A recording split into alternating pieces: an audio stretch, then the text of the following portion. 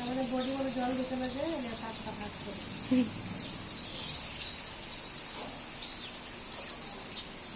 গরম লাগে তবে স্নান করতে পারে না এর স্নান করে না কেউ এটাই লেট্রা মনে দেখে একটু একটু মাটি পড়ে থাকে যে না বেশি জলে স্নান করার মজাই আলাদা না হ্যাঁ ওইটা কথা আছে